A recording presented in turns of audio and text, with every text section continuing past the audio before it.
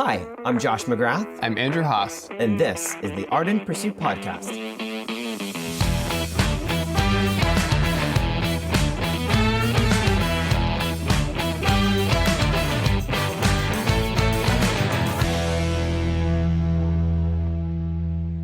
In our last episode, we explored what it would look like if she said no and how we as men should respond in that moment. This week, we're building off of that idea, and we're actually going to take a look at what we should do if she actually does say yes, wants to be in a relationship, but her parents, her father or her mother, say no. How then should we respond?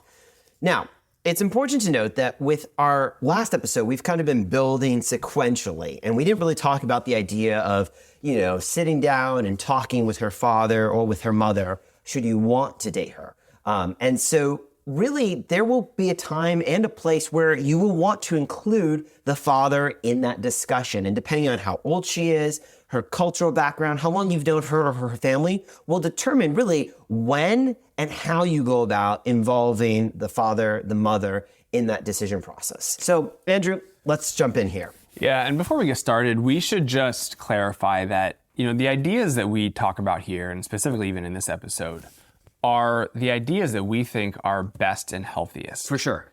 Now, life is complicated, and there's a lot of unknowns, and things don't always work out as expected.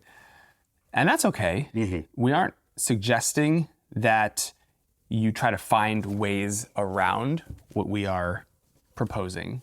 But there are other ways. There are other ways. Yes. And life might be such that it doesn't play out exactly as you might expect. Yep. And that's okay. But the goal is to take wisdom and apply it to your life as best as you can. Yeah, we would kind of say these are best practices. Mm-hmm. And if applied, should help produce the most successful outcome possible. Not a perfect, not an easy outcome, but hopefully the most successful one. Yeah, and for me, it's like, I use an iPhone.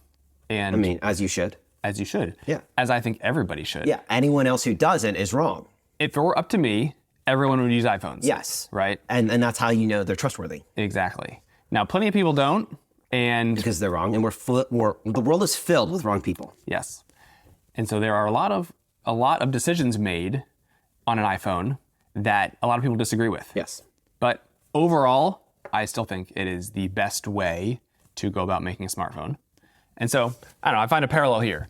I think what we are proposing is the best way to do something, mm-hmm. and you might find shortcomings, or you might think, oh, that's not going to work for me, or I don't know about this. And the goal isn't to kind of poke holes in something. Sure. As much as you just want to take what you can, do the best that you can, and go with it. And building off of that, today's episode is likely going to ruffle many feathers, because the idea of involving a father or a mother in the decision process is foreign in today's culture. It is looked upon as archaic. Particularly when you're involving the father, it can be looked upon as simply a patriarchal thing that needs to be dismantled and be done away with. It can be looked upon even as really anti-woman. You're not allowing the autonomy that she has to make the decision. But really what we're recognizing is that there is value and importance to have parents involved in the decision process, both for the man and for the woman. And the way we've set up the rubric for the man thus far, I think it was episode 5 or 6, we talked about who should be involved in your decision to begin a romantic relationship. We talked about the importance of authority and accountability, and we defined authority very simply as parents and pastors. And that was our definition. Of course, it can be expanded, it can be enlarged, but parents have a role to play in the decision process for the man when he's trying to figure out whether he should romantically pursue a woman. In the same way, parents have a role to play in a woman's life when it comes to the decision for her to be romantically pursued or for her to agree to a romantic pursuit. And so that is one of the things that we're going to kind of unpack today. Yeah, and some people will say, oh yeah, like you mentioned, they used to do that a while ago, or that's old fashioned, mm-hmm. or why do I need to do that today? And I think the question should be less, why do I need to do that today? Instead, it can be, why not? Sure. And it may feel a bit foreign or even uncomfortable because in the mainstream culture, this isn't regularly practiced, but that doesn't mean that it's wrong. Doesn't mean that you shouldn't do it. And one of the things that we are encouraging all men to do is to involve the father of the woman. And if the father isn't present, to involve the mother of the woman in that decision process. And of course, again, like I said just a few minutes ago, depending upon her age, her cultural background, how long you've known her family, will influence when and how you go about having that conversation. It doesn't mean you have that conversation before you pursue her, but it could. And so we just want to make sure that we are emphasizing the value and importance of involving her parents in that process. Yep, these are principles to help you walk out how to best do something. It's not necessarily a step-by-step. You got to do A, then B, then C, then D. And we're coming at this through a specific framework that not all of our listeners will have, but it's important for our listeners to understand kind of the framework that we're viewing this through. And there's kind of 4 components to it. And so number 1, we believe that every one of us, man, woman, married, single, rich, poor, Christian, non-Christian, that we are all under authority. We've talked about this before, about the fact that all authority is delegated because all authority comes from God himself. And so we recognize that we live in a world where we are under authority as believers. We're under the authority of the Lord, God, Jesus. We're under his authority. We're under the authority of our local church, our leadership there. And then, depending upon our age, we're under the authority of our parents. Yeah, and that's, as kids, our parents have authority in our lives, whether we want them to or not. And the challenge for a lot of people is that as adults, we need to choose to have people speak into our lives. Our parents speak into our lives when we're younger, whether we want them to or not. That's true. Right? They're just going to do it. That's their job. Now, when we're older, we need to then, on our own effort, find people that can speak into our lives. Yeah. But too many of us don't. It's true. Number 2, there is a blessing that comes with being under authority. Part of our framework is this recognition that because of our Christian worldview, we believe there's a blessing when you submit yourself to authority.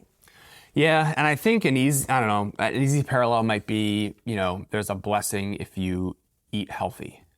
And it's like, yeah, it's going to look 100 different ways. Sure. But in general, if you do certain things, the long-term outcome is going to be more in your favor. Yes, absolutely. Number 3, there are no long-term negatives to honoring your parents. No one, 10 years, 20 years down the road looks back on their life and in those moments where they honored their parents and says, I just wish I hadn't honored my parents. My life would have been better. It's true. You look at any situation where someone may not be honoring toward their parents, and it's probably self-serving or short-sighted. And oftentimes leads to negative outcomes of some kind. And then finally, number 4 here, part of our framework here is this recognition that any romantic relationship should be headed towards a decision, either covenant or not covenant. And if it does head towards covenant and it ends up in covenant, you are joining 2 families together. And the goal is to set yourself, your marriage, the 2 families, and ultimately your future children up for the greatest possible relational success. And that's something important to really wrap your head around. If you get married, when you get married, the relationship with your spouse is the most important earthly relationship you will have. Absolutely. But it's not the only one. And humans like to, we like to do either or. Yep. Right?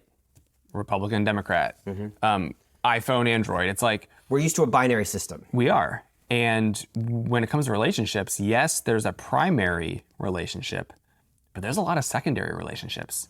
And often as time goes on, they're actually not that far off. Like, yeah, the spouse is going to be the most important one.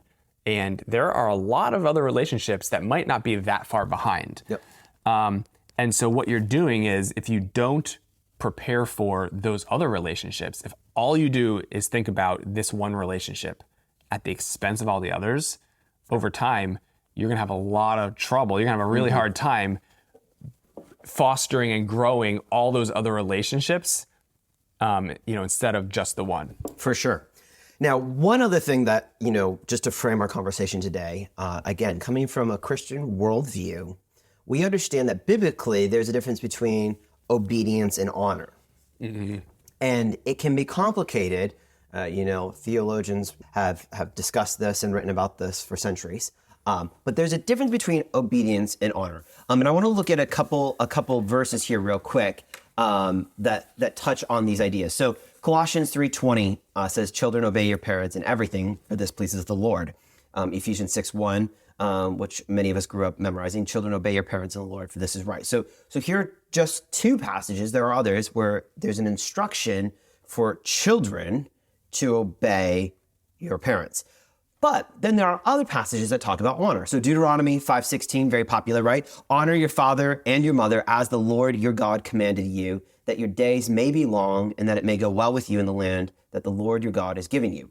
Now, this is the fifth commandment in the 10 Commandments, and it's also reiterated by Paul in the New Testament in Ephesians 6, verse 2. And then another verse here is Leviticus 19:3. "Every one of you shall revere or honor, respect his mother and his father." And so what can be challenging at times is, particularly if you come from, the Christian worldview, or you get saved into the Christian worldview, is like, okay, what does it look like to honor versus obey? Because when you're a child, obedience is very clear. It's very black and white. Mm-hmm. Go clean your room. And if you don't, that was wrong. And if you do, that's correct.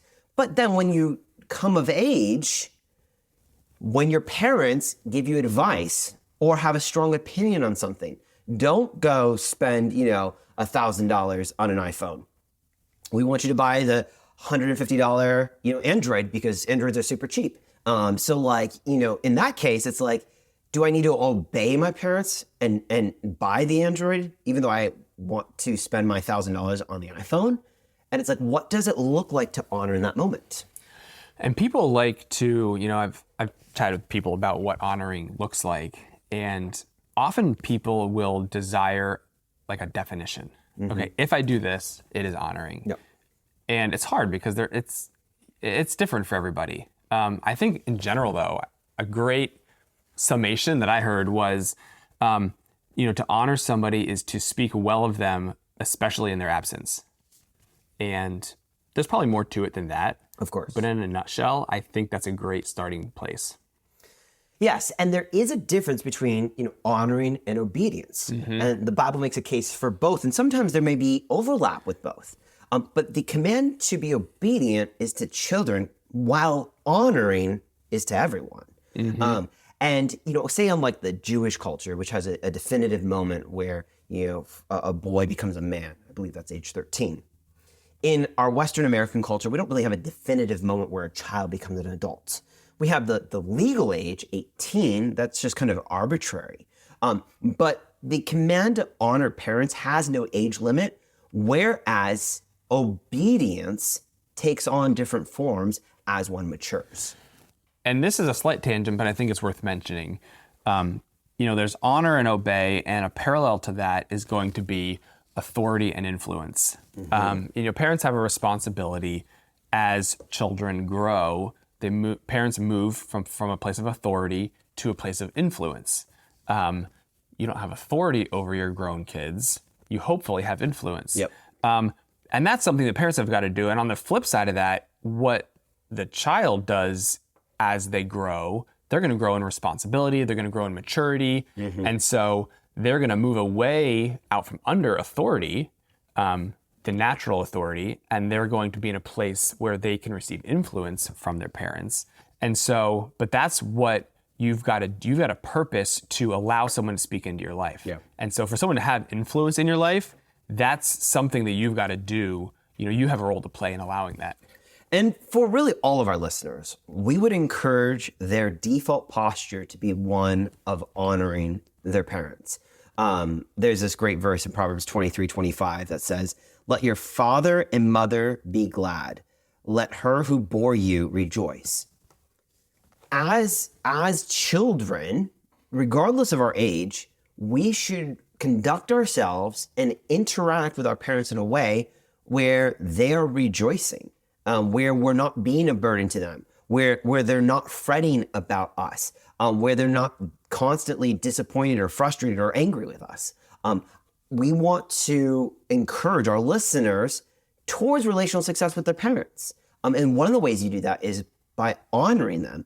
And it's important to recognize that the decision to enter into a romantic relationship that is leading towards a decision, and hopefully, it's covenant or not covenant, and particularly if it does end up in covenant, this is a very big decision that is unlike really any other decision you're going to make in your life. And so if you're like, hey, why do I need my parents' involvement in this? Why do I need to ask for their advice and counsel on this? I just want to do what I want to do. It's like, well, okay, say you want to go to a certain university and your parents are like, we don't think you should go to that university.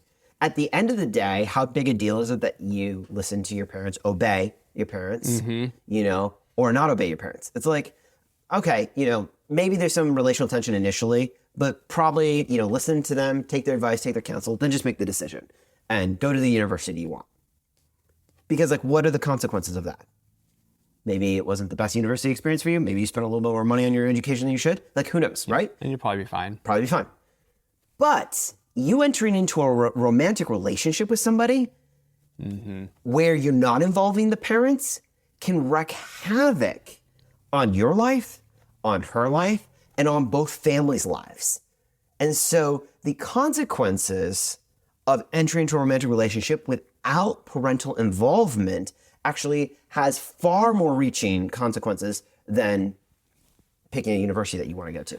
Yeah, and there's this default assumption too that we honor our parents if they affirm my decisions or if they agree with me or if I'm in a relationship with them. Yep. Basically, if things are easy. Yeah, if they're good parents, if they're perfect parents, if they affirm all the things I'm doing in my life, if they love me and pay for everything, then yeah, I'll honor them. Right. By inviting them into this process. That's like saying, oh, I'll love my spouse if they do all the things I want them to do. Yes. It's like, hold on. Clearly we understand to love a spouse is to sacrificially love them, right? Through thick and thin, easy and hard. And so I think there's something there too with honoring. I think we should try to look past this default assumption of to honor our parents means even if it's hard, sure. Find a way. Find some way to give them a place to speak into your life.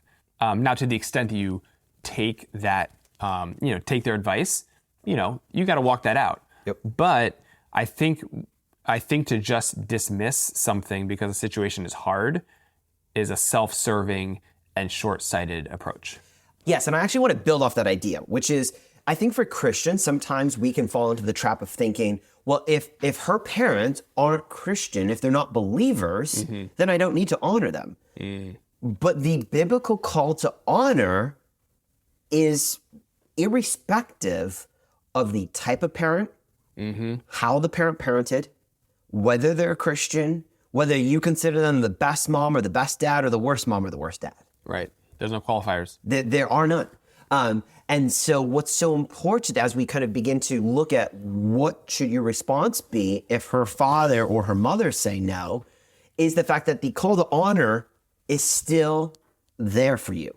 It doesn't change based upon them saying yes or no, and it doesn't change whether they're Christian or not. And something that's really going to come into play is if her parents are not on board, and how you walk that out is going to be really important. A lot of people will like to dismiss that idea that maybe that's not needed. Yep. But the default approach should be, what can I do to get them on board? Yeah. So let's unpack this idea, because I'm sure this is what our listeners are most interested in, which is, what should a man's response be if her father or her mother say no to your desire to romantically pursue her? And the idea here is that, we'll speak toward a common assumption of the dad being in the picture in some capacity. And, your individual situation could be unique. Yep. Maybe the dad's not around. Maybe the mom's not around. Maybe neither. Maybe it's a grandparent. But you can still take the advice and apply it to your situation. But as we talk about this, we'll talk about as if the dad is present. Yes, absolutely. That's a really good point. So let's dive in here. So you're the guy, and at some point you are sitting down and having this conversation with her father, either before asking her or maybe after having asked her. At some point this conversation is taking place. And so the goal is really to show honor and respect to him in a way where you're like offering him the opportunity to say yes or no. You're not trying to present an argument. You're not trying to convince him or manipulate him to say yes. Now, he says no. What should your response be in that moment? Your default approach should be to ask questions. You can get input and just listen. You want to know why he's saying no. Yes.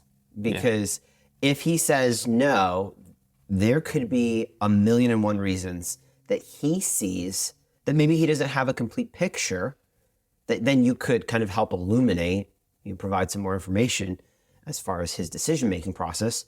But if you don't know what his reasons are, you shouldn't come out of the gate defensive and making a case for why he's wrong and you are the guy.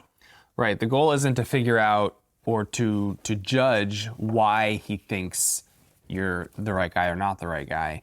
What you want to do is just listen, receive input, and to the extent that you can, really purpose to understand where he's coming from and why he has the concerns that he does.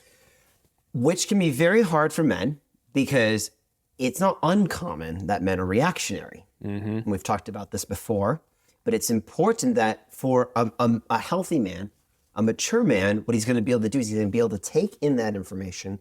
He's going to be able to process it in a healthy and mature way so that then he's responding rather than reacting to the moment. Well, and dads too can give dumb reasons. Let's be honest. Absolutely. Oh, I don't like the guy because his car is too shiny. Yep. Or he works at a job that I think is dumb, or whatever it is, right? So a dad could be giving reasons that you're like, okay, this is really dumb.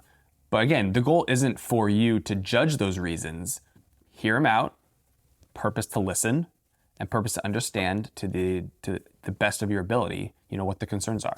And there may be certain concerns that he raises in that moment that you're not going to necessarily have a good response for. Now, it's possible that her father will bring up concerns that you actually don't have a good response for in that moment.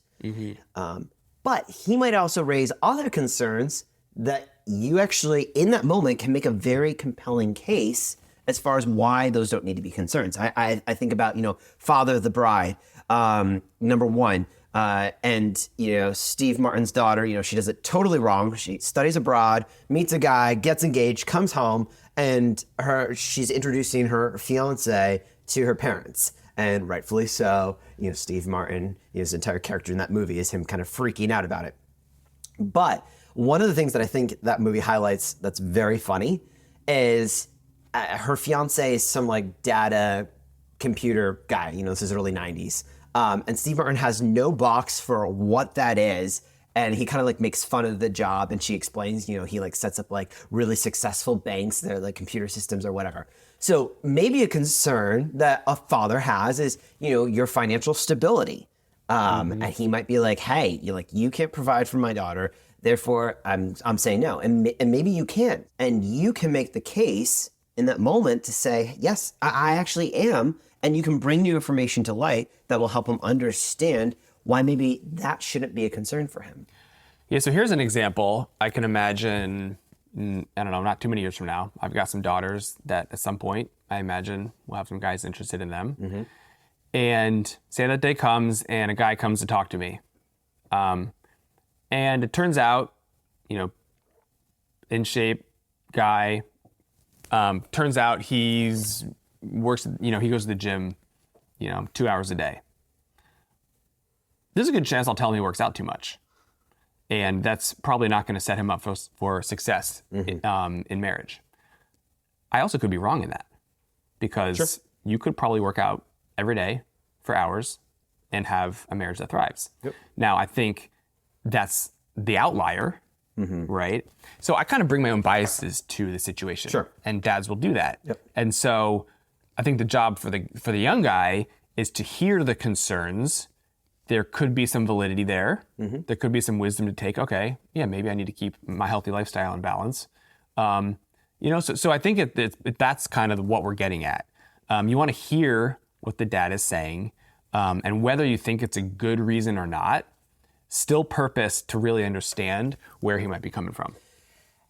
And there is an opportunity in that discussion to ask, to present, to appeal and say, hey, if I work on these areas of concern, is there an opportunity to come back and to ask you again if I can date her?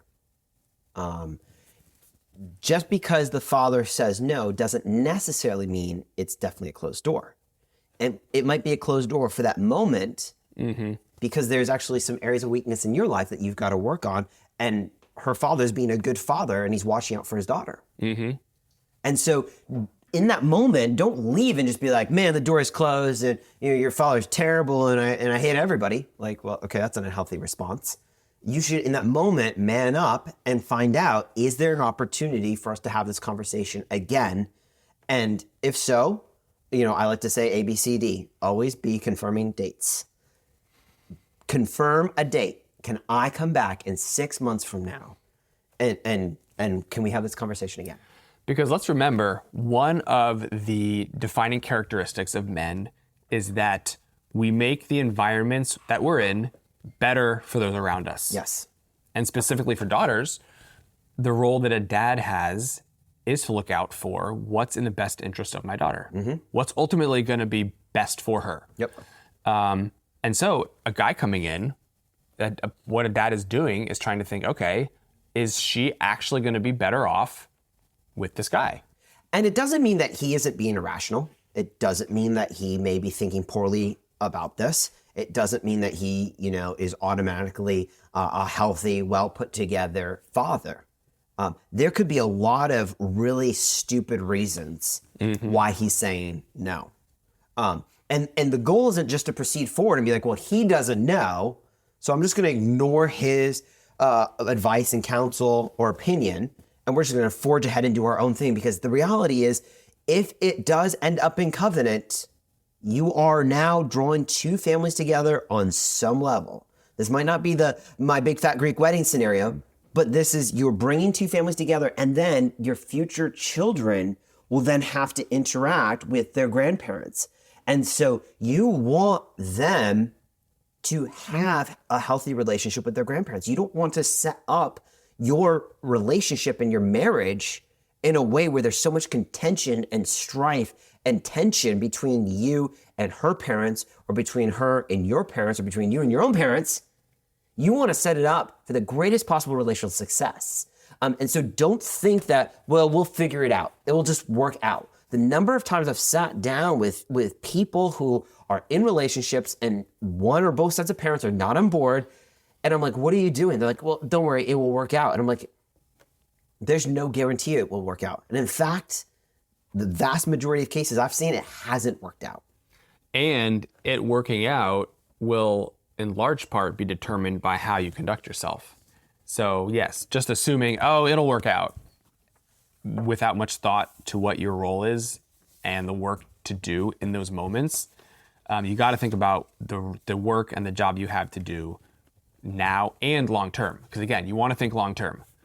Just thinking now, just thinking next week, short-sighted, short term, there's not going to be good fruit there.